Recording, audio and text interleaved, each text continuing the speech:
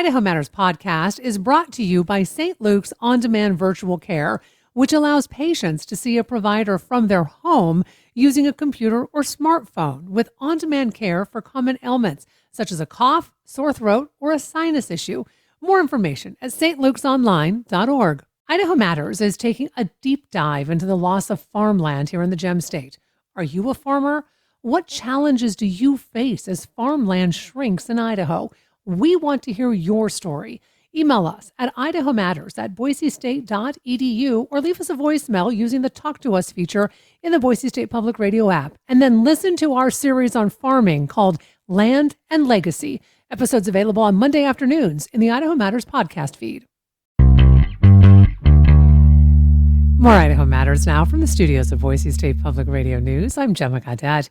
So what happens when there's an accident or a medical emergency in a part of rural Idaho where roads just don't go? Time can be a critical factor in these situations, and Idaho's backcountry airstrips and rural airports can mean the difference between life and death.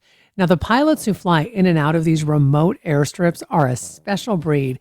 They act as both daredevils to get in and out of those remote areas and angels, saving lives while connecting remote communities.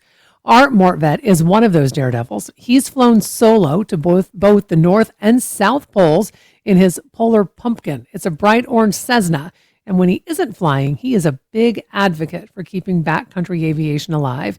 In fact, Art will be speaking about his career tomorrow evening in Boise. So he's joining us now, along with Thomas Mahoney, administrator with the Idaho Division of Aeronautics. Welcome, both of you, to the program. Thank you very much. Yeah, thanks for having us, Gemma. Art, so talk to us about how you got started flying. Well, I lived in the Alaskan bush for many years, chartering airplanes to move my dog team and move supplies in. And finally, I decided that I should have my own airplane. So I put an advertisement in Trade a Plane. A guy in Atchison, Kansas had what I wanted. I flew to Mesa, Arizona to take the training. In 28 days, I flew back to buy my new airplane and headed for Alaska. So, Art, tell us a little bit more about your Polar Pumpkin airplane, because does it actually have skis instead of wheels for landing on snow and ice? When I used it in the Antarctic, it had straight skis. And when I went to the North Pole with the Polar Pumpkin, I had wheel skis and a pump inside the airplane so I could raise and lower the skis or the wheels. And I had that up there because sometimes the wind is so strong in the Canadian archipelago, blowing the snow off of the runways, that I needed wheels in cases like that to get to the fuel bowsers in northern Canada. Okay, so Art, why in the world did you decide you wanted to fly to the North and South Poles? I mean, talk to us a little bit about these polar adventures. Well, it's a long story. I delivered a woman to the South Pole, Laurence de la Ferrier, to begin a skiing expedition at the Pole North. Most people, adventurers, use the South Pole as an objective to finish their expedition. Well, Laurence did ski 1,000 miles north alone to the French base of Drummondville. And when I got to the South Pole, unloading Laurence and all of her stuff, I thought, well, here I am at the South Pole. Wouldn't it be fun to take a little airplane to the North Pole too? So I eventually did. And Art, there's a lot of science, though, right, involved with traveling to both of the poles? Well, I made a point to do science, going to the North Pole particularly. I didn't want to fly up there just to burn up a bunch of gas for nothing. So through my contacts with NASA and the Von Braun Center for Science and Innovation, I had a hyperspectral imaging camera. I had one experiment with the University of Innsbruck in Austria and the University of Alaska in Fairbanks. So, yeah, I tried to do some science going to the North Pole. Tom, let me bring you into the conversation. Why are stories like Art's so important to Idaho, but in particular to our state's backcountry aviation system? A lot of people, when they think about bush piloting and flying in really rough conditions, they think of Alaska. But a lot of people forget that the largest wilderness in the lower 48 is in Idaho. And we have a lot of airstrips in the backcountry.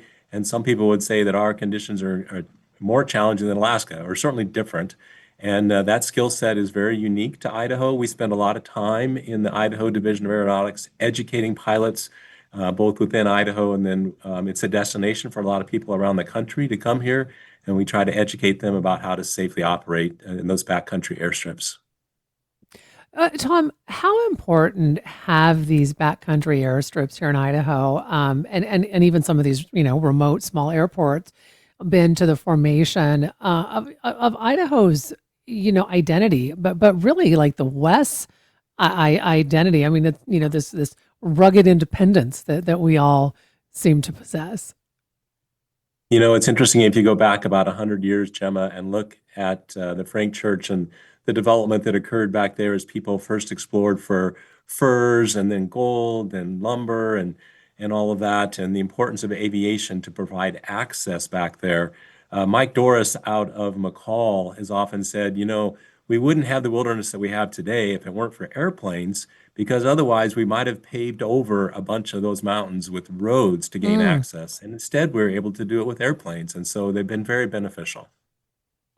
So, Tom, with what you just said, then what do you say to people who think that these backcountry airstrips aren't necessary anymore? I mean, why should we make sure that we're truly protecting Idaho's backcountry airstrips? Well, I have to tell you, it's just like many other things, there's a balance. And you need to provide access. I like to think of airports as being trailheads to the backcountry.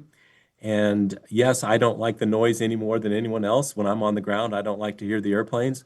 On the other hand, it's temporary.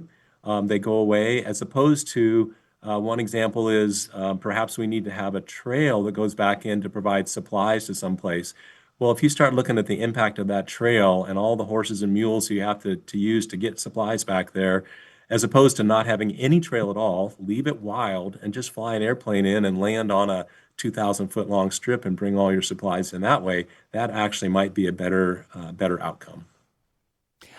Art, I am sure you have flown numerous times in and out of the backcountry in Idaho. How important is it that, these backcountry planes continue operating in Idaho's backcountry? Because I am sure you have numerous stories where you've probably saved people's lives by being able to fly in and out of the backcountry. Well, the fact is, you're right about saving a life or two over my career. But these backcountry airstrips in Idaho are on my bucket list. In the several days I've been in Idaho, I've been having a look at a few of these backcountry airstrips.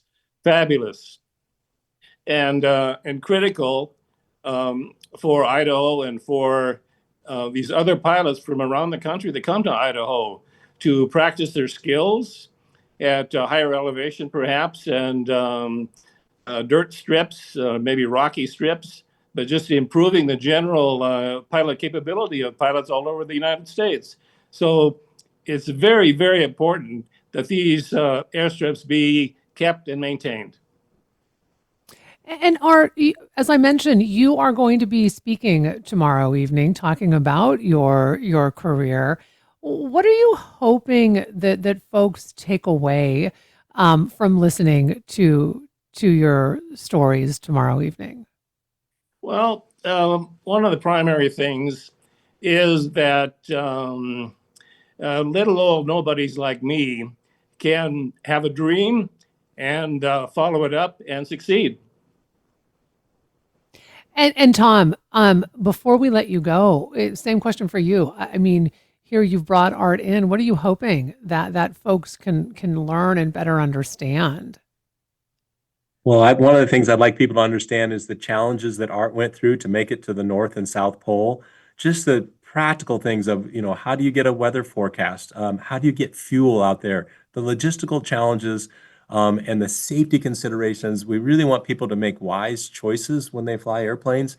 And what Art has done is really to the extreme in terms of looking at risk and balancing getting the mission done versus the risk. And I think there's a lot of lessons there that we all can learn. So it's going to be a great night tomorrow night. Well, I want to thank both of you for taking time to talk with us today. We've been speaking with pilot Art Mortvent. He flew solo to both the North and South Poles in his airplane, the Polar Pumpkin, along with Thomas Mahoney, administrator with the Idaho Division of Aeronautics. Art will be speaking about his career that will happen tomorrow evening, October 7th, at the Idaho Division of Aeronautics hangar at the Boise Airport. I'm Gemma Gaudette, and this is Idaho Matters. Sources and methods, the crown jewels of the intelligence community. Shorthand for how do we know what's real? Who told us? If you have those answers, you're on the inside, and NPR wants to bring you there. From the Pentagon to the State Department to spy agencies, listen to understand what's really happening and what it means for you. Sources and Methods, the new national security podcast from NPR.